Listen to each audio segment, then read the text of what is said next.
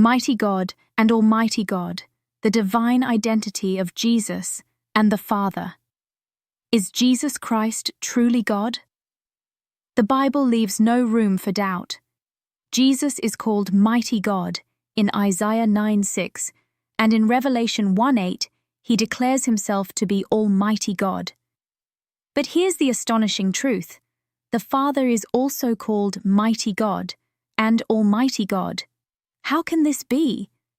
Today, we explore the divine identity of Jesus and the Father, proving that both are fully God, and challenge skeptics and non-believers to disprove these undeniable truths. Let's start with Isaiah 9:6, a prophecy about the Messiah.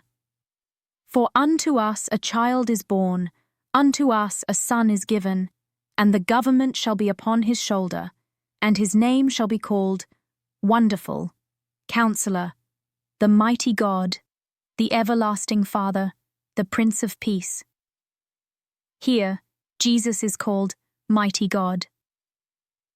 This title is not given lightly. It is a direct claim to deity. Only God can be called Mighty God. But the Father is also called Mighty God. In Isaiah 10:21, we read, The remnant shall return, even the remnant of Jacob, unto the mighty God. This verse refers to the Father. So, both the Father and the Son are called Mighty God. How can this be? Because they are one in essence, yet distinct in personhood, a mystery known as the Trinity. But what about Revelation 1:8, where Jesus says, I am Alpha and Omega, the beginning and the ending, saith the Lord, which is, and which was, and which is to come, the Almighty. Doesn't that title belong only to God? Exactly. In Revelation 1:8, Jesus declares himself to be the Almighty. This is the same title used for the Father in 2 Corinthians 6:18, where God says, And will be a father unto you, and ye shall be my sons and daughters, saith the Lord Almighty. Both the Father and the Son are called Almighty God. This is not a contradiction, but a revelation of their shared divinity. Jesus himself affirmed his unity with the Father. In John 10:30, he said, I and my Father are one. And in John 14:9, he told Philip, He that hath seen me hath seen the Father. Jesus is not a lesser God or a created being. He is fully God, just as the Father is fully God. But how can Jesus be both mighty God and Almighty God if he prayed to the Father? Doesn't that imply he's subordinate? Not at all.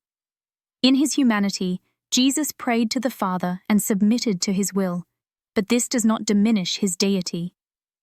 Philippians 2:6-8 explains, Who, being in the form of God, thought it not robbery to be equal with God, but made himself of no reputation, and took upon him the form of a servant, and was made in the likeness of men.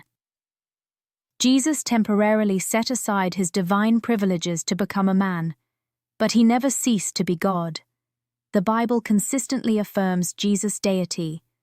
Titus 2:13 calls him the great God and our Savior Jesus Christ. Thomas, one of Jesus' disciples, declared, My Lord and my God, John 20:28.